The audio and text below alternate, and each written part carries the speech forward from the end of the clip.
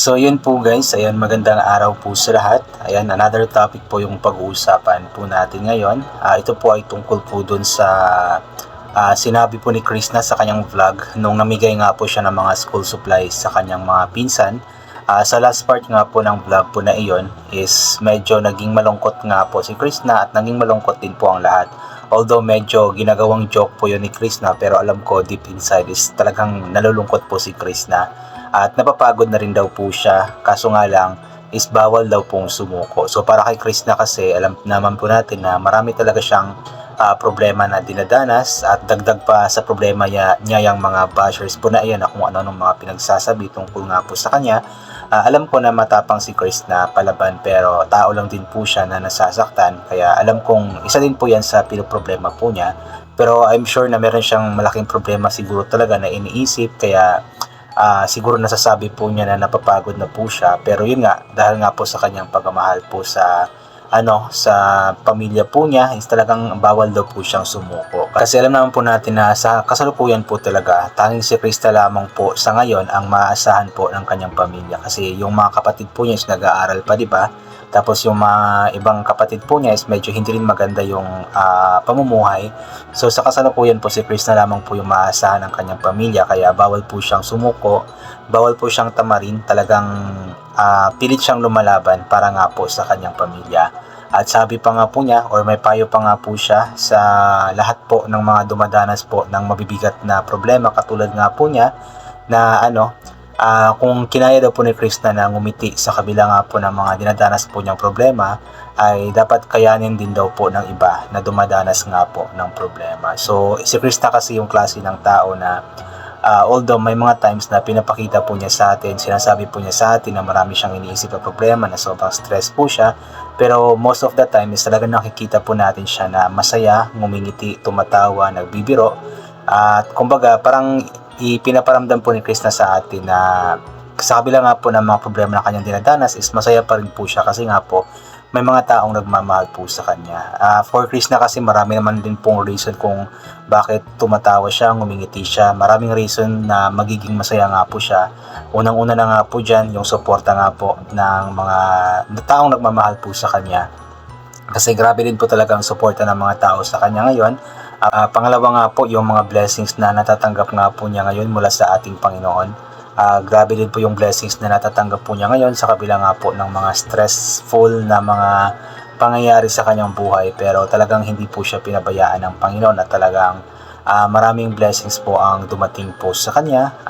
Una na po dyan itong pagiging vlogger po niya, nagkaroon ng maraming supporters, nagkaroon ng maraming views, so kumikita po siya sa kanyang pag-vlog. So isa na po yun sa napakalaking blessing na dumating po sa kanyang buhay. At ang sabi nga po ni Krishna dati na ang pinakamalaking blessing at pinakamalaking opportunity talaga na dumating sa kanyang buhay, na biyaya po ng Panginoon sa kanya, is yung nakilala nga po siya ni Sir Paul Pugong Biyahero. At isa na po yun sa reason kung bakit dapat maging masaya si Krishna, kasi nga po kumbaga binigyan or ginamit ng Panginoon si Pugong Biyahero para maiahon nga po ni Krishna ang kanyang pamilya mula sa pagkalugmok nga po. Kasi alam naman po natin kung gaano kahirap po talaga ang kanilang buhay.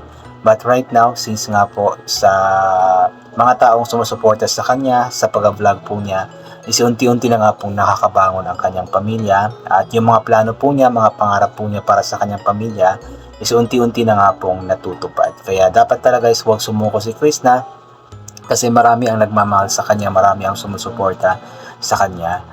Pero naiintindihan din naman natin si Krishna kung bakit nasasabi po niya na napapagod na nga po siya. Kasi lahat naman po tayo siguro na mga tao ay napapagod din naman talaga sa kanya-kanya nating buhay, kanya-kanya nating problema. So very normal lamang po yun sa isang tao na sasabihin na napapagod na. Pero instead na sumuko dahil napagod na, ay dapat patuloy lamang lumaban. Kasi the more na kumbaga hindi mo nilalabanan ang problema, the more na sumusuko ka, is the more na walang patutunguhan, at the more na hindi masosolve kung ano man ang problema na dinadala. So tama po yung sinasabi ni Krishna na kahit pagod na siya is dapat bawal sumuko, dapat lumaban lang para sa kanyang pamilya. At yun po ang isa sa hinahangaan po natin kay Krishna, yung kanyang pagiging palaban sa kabila nga po ng mga problema sa kanyang buhay, is talagang nagiging palaban po siya.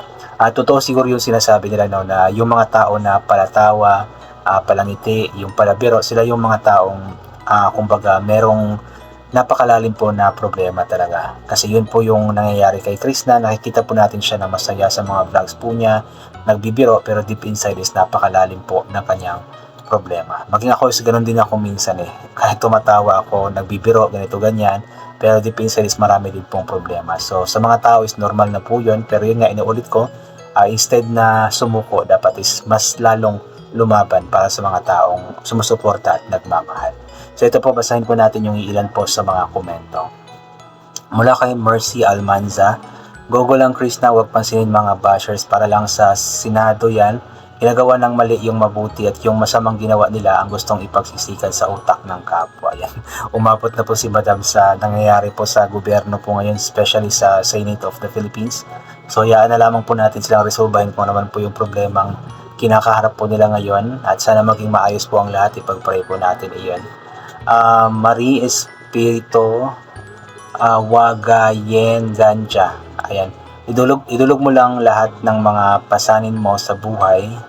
1 Peter 5 verse 7, "Ipagkatiwala niyo sa Kanya ang inyong mga kabalisahan, sapagkat siya ang kumukup sa inyo." Tama po yun. Lahat po ng problema po natin is ipagkatiwala po natin sa Panginoon. Mag-pray po tayo ng taimtim sa Kanya, at alam po natin na wala pong pagsubok na ibinibigay ang ating Panginoon sa atin nang hindi po natin kayang lagpasan. So kaya tayo binibigyan ng pagsubok kasi alam ng Panginoon na kaya po natin itong lutasin, at tinetest po niya tayo kung paano tayo lumaban sa buhay, at yung pagtitiwala din po natin sa Kanya kung totoo ba o hindi. Yun po yung purpose po ng ng pagsubok na ibinibigay ng ating Panginoon sa atin.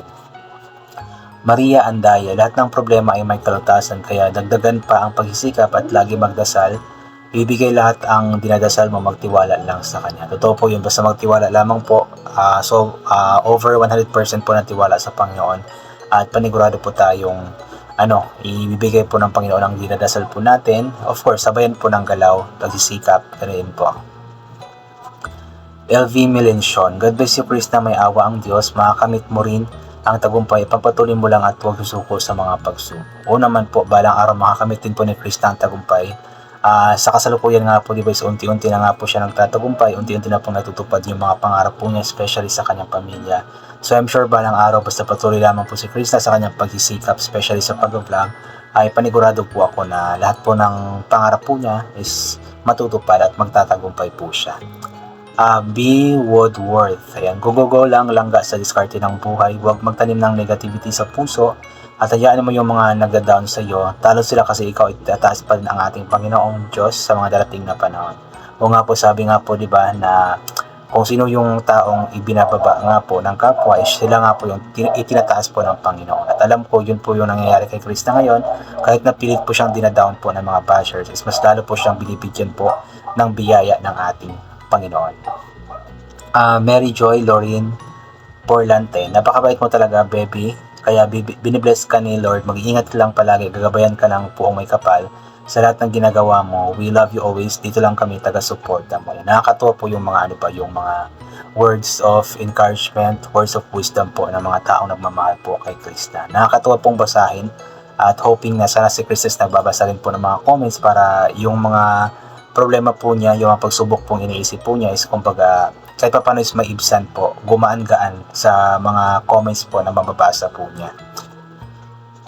Chucky Bubo, ayan, "Laban lang anak, matutupad din ang pangarap mo, laban lang sa hirap ng buhay natin, ganoon talaga, basta dasal ka lang parati, hindi tayo pababayaan ng Panginoon God bless." Totoo naman po yun, basta magdasal lamang, talagang hindi po tayo pababayaan ng Panginoon, kaya laban lamang po talaga tayo always. Lorena Miana, "Ang gandang panoorin, ang saya, pero sa dulo medyo nanikip ang dibdib ko. Kita sa mga mata ang lungkot na gusto ng lumuha, pero dinadaan pa rin sa joke. Love you Krishna Mahusay V2. Ingatan at gabayan nawa kayo ng Diyos sa araw-araw at ilayo sa anumang karahasan."